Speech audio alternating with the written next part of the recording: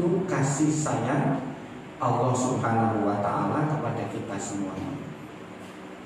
Niku man amila sholihan, kuncinya adalah orang yang beramal soleh dan beriman di dunia ini, maka akan diberi oleh Allah hayatan thayyibah, urip sing enak, urip sing apik, urip sing tenang, insyaallah kata. Nah, ketika kita membuka beberapa tafsir, tafsir Imam Al-Qurtubi atau tafsir Ibnu Katsir, kita temukan para ahli tafsir itu menafsirkan, nafsiri hayatan thayyibah itu kaya piye? Urip sing apik menurut Allah itu kayak apa? Rupanya para ahli tafsir ini beda pendapat. Beda. Wonten sing nafsiri ngeten. Wonten sing nafsiri al-aisyu fit ta'ah. Urip sing apik iku urip sing selalu digunakan waktunya untuk taat datang Allah. Orang yang menggunakan hidupnya ini dalam rangka ibadah datang Allah. Masuk sholat terus kan? Gak harus sholat terus. Sholat ada waktunya, ya. Tapi kalau jangan mau sholat terus gimana? Yang penting tidak dalam waktu yang terlarang. Al-aisyu fit ta'ah. Makanya Imam Ibnu Taimiyah menafsirkan ibadah niku napa sih? Ibadah niku ismun jami'un lima yuhibbullah wa yarda. Minal aqwali wal af'ali dhahirati wal batinah.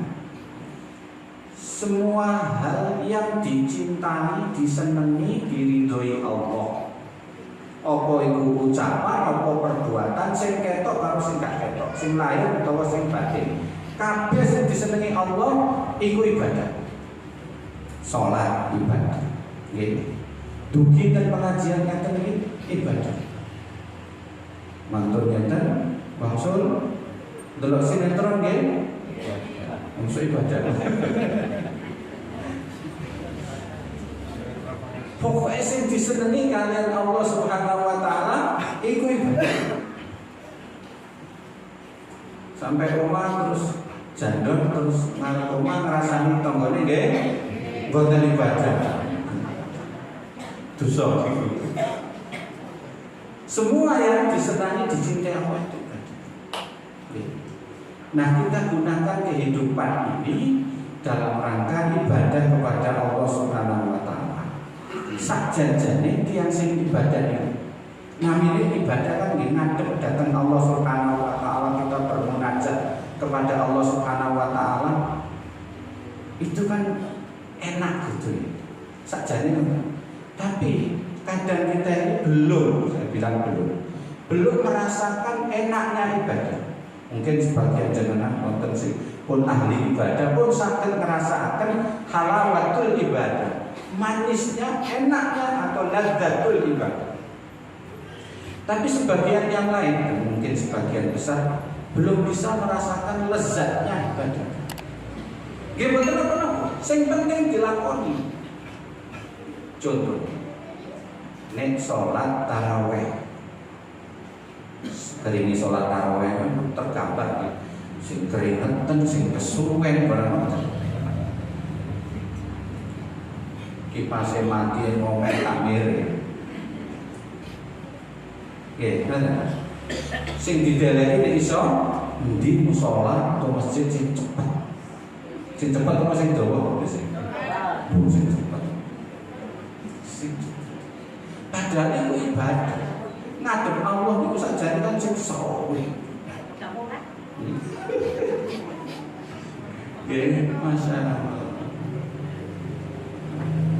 Wonten iki Ustaz saking Mesir. Niku cerita. Dan Mesir niku ten masjid cedak kos-kosane gitu. Waktu piyambake dadi mahasiswa, biasanya tumun sholat tarawih ten. Sholat tarawih. Masuk rakaat pertama, ya lumayan. Sak lemper, rong lemper, sing diwaca niku. Telung lemper, tambah turu. Dimelok terus rupanya dibaca semalam itu 15 juz. Jadi hampir notok subuh, hampir sahur. Yo, yang masih muda-muda padahal lebih sehat daripada yang tua. Ya banyak gerak-gerak ini yo ukur-ukur yo sikile dipijer-pijer. Yo sendet pelu. Nah, ada orang yang tua di situ. Di masjid itu wong suwe ngoten. Iku wantem, mboten tilem nggih. Mboten ngantuk niki. Itu sholat itu dengan tenang begitu. Akhirnya setelah selesai sholat ditanya-tanya, Pak jenengan kira-kira soal Arab ini, jenengan sholat mereka dengan yang semalam 15 juz itu sudah berapa kali ikut tarawih kayak begini? Kalau saya baru sekali saja. Oh, saya sudah 30 tahun kalau mengikuti yang kayak begini. Kok saya lihat jenengan tenang gitu ya, gak kasar kusuk. Kalau kita ini yang muda-muda malah gak kuat. Terus saya ngomong, karena kamu sholatnya pakai tenaga kamu, pakai fisikmu. Tapi kalau saya pakai hati. Jadi dia bisa menikmati sholat itu. Enak banget. Kirana pun wonten mriki sing wis kelase wonten. Sudah bisa menikmati ibadah. Tidak tergesa-gesa dalam melakukan ibadah. Itu orang yang bisa menikmati ibadah. Dan terus misalnya, wonten acara nyanten, wonten acara pengumpulan zakat, sedekah, niku ana wong sing teko nak omahe niku rasa seneng lho atine. Alhamdulillah ana sing jupuk sedekah. Ora kok wis wong iki maneh. Mesti gak jupuk, ape jupuk jalur bantuan. Enggak begitu. Kenapa itu tadi? Hatinya ini sudah merasakan kenikmatan. Bahkan pikirannya itu sudah ke akhirat gitu. Karena apa yang kita berikan, sedekahkan atau ibadah kita, pikirannya apa? Ini untuk membangun rumah saya di akhirat. Ini bekal saya dari. Ini ya, mohon jangan pikir seperti yang bisa kita hadirkan dalam hati kita biar ibadah itu enteng. Amal soleh itu kita semangat adalah apa? Niatkan untuk membangun rumah yang kita akan berbahagia di akhirat ini. Entah itu sedekah, entah itu sholat sunnah, entah itu sholat malam, sholat duha, baca Quran dan seterusnya. Niatkan itu untuk akhirat. Entah ada orang memuji kita atau menghina kita, tidak ada masalah. Tidak ada masalah. Yang penting ini untuk saya, ibadah buat saya. Saya sholat sampai misalkan nggak kuat berdiri, ibu mungkin sudah nggak kuat berdiri lama, ya sambil duduk nggak apa-apa. Dinikmati aja. Kalau ada kok capek ya, jangan capek dulu. Pikirkan nanti di akhirat loh, yang nolong kamu apa? Yang nolong kita yang kalau bukan perbuatan amal soleh kita. Jadi al-aisyu fitoah itu sing pertama.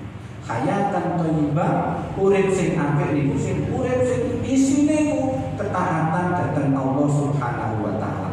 Bukan sebaliknya menghiasi memenuhi hidup kita dengan dosa dan maksiat kepada Allah. Sama sekali kehidupan itu bukan kehidupan yang thayyibah, bukan kehidupan yang thayyibah.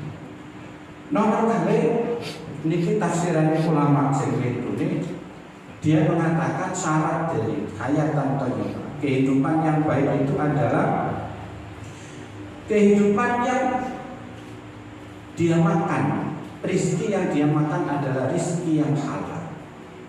Makanya disebut thayyiban. Maka disebut di dalam Quran itu kulu mimma fil ardi halalan thayyibah. Makanlah apa yang ada di bumi ini yang halal dan yang baik. halalan. Harta yang halal, karena harta yang haram dia akan membuat kehidupan kita semakin merana, membahayakan kehidupan kita. Nabi pernah mengatakan begini, ini bahayanya memasukkan barang yang haram, entah haram zatnya atau haram hukumnya, ke dalam tubuh kita, ke dalam tubuh keluarga kita. Bahayanya salah satunya adalah ancamannya neraka. Orientasinya ke akhirat. Ancamannya neraka nanti. Kullu lahmin nabata an suqtin fannaru aula bihi. Kullu lahmin, setiap daging, kita punya daging masing-masing. Masya Allah yang paling buru ya tuh daging saya. Kullu lahmin nabata an suqtin, setiap daging dari tubuh manusia yang tumbuh dari yang haram, barang yang haram.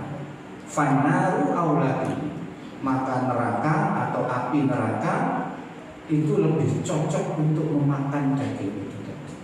Na'udzubillah min dzalik. Mengerikan. Itu di akhirat.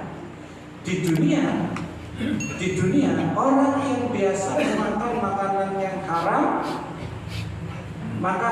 yang haram, doanya tidak diijabah oleh Allah. Termasuk itu Rabbana atina fid dunya hasanah, tidak diijabah oleh Allah Subhanahu wa taala. Ada di dalam hadis yang agak panjang itu, Rasulullah menyebutkan wonten tiyang sing apa tuh as'asa aghbaro. Jadi kayak dari perjalanan jauh, rambutnya awut-awutan, pakaiannya compang-camping. Yang mudu yadai ilas sama, dia angkat tangannya ke atas langit. Kemudian ya Rob, dia minta kepada Allah doa. Tapi wa ma'amuhu haram wa mashrabuhu haram, makanannya haram, minumannya haram, wa malbasu haram, pakaiannya dibeli dari yang haram, wa hudiya bil haram, dia senantiasa dikenyangkan dengan harta yang haram. Fa anna yustajabu lahu, dari mana mau diijabah, katanya Rasulullah. Gak bisa diijabah, gak naik doanya orang yang biasa makan barang-barang yang haram. Na'udzubillah min. Wonten setunggal ulama namanya Ibrahim bin Adham cerita. Ibrahim bin Adham ini zaman Vietnamese wali, orang yang alim, kiai, orang yang alim yang kalau dia berdoa mesti diijabah oleh Allah. Pada satu saat dia berangkat umroh ke Mekah. Sampai di Mekah, setelah selesai melaksanakan umroh, dia punya keinginan pengen berangkat ke Masjidil Aqsa di Palestina. Sebelum berangkat, dia keluar dari masjid, tumbas kurma, sak kilo, 2 kilo. Di luar masjid itu ada banyak orang jualan kurma. Sudah ditimbang, dia sudah beli, sudah diberi uangnya, dia tinggal nenteng kerseken uang wonten kurmane. Terus piyambake weruh wonten kurma setunggal. Cicir misore niki mejoe tiyang kala. Pikirane dhewe iki sak kurma sitok niku iku asline teko kerseke niku. Pas dituang enten terus wonten sing cicir setunggal. Pengene pikirane ngoten. Akhirnya wis dimplok ngoten mau sitok wae. Dimplok. Wis terus melanjutkan perjalanan sampai di Masjidil Aqsa di Palestina. Ya suwi zaman biyen, zaman saiki paling pirang menit nyampe. Sampai sana dia ibadah sholat di Masjidil Aqsa sampai ketiduran. Antara tidur dan sadar seperti ada dua orang yang bicara di sampingnya. Yang satu bilang begini, ini loh Ibrahim bin Adham, seorang ulama yang kalau berdoa pasti diijabah oleh Allah. Terus yang satunya ini kayak ngerti perilakunya Ibrahim bin Adham. Oh itu dulu, itu kayak biyen. Saiki dhek donga ora diijabah karo Allah. Nah lapo? Dhek wis mangan satu butir kurma yang haram. Jadi satu butir kurma yang dimakan di Mekah itu milik si penjual kurma. Si tok. Akhirnya Patus terbangun, dia segera berkemas, langsung dia balik ke Mekah. Ini ceritanya cepat mawon. Sampai di Mekah dia janji, dia pengen mendapat penghalalan. Kalau mungkin bayar usah bayar. Sing kurma siji mung gara-gara doa tak diterima oleh Allah Subhanahu wa taala. Sampai Mekah dia datangi lapaknya nih, toko nih, pasarnya. Tiba-tiba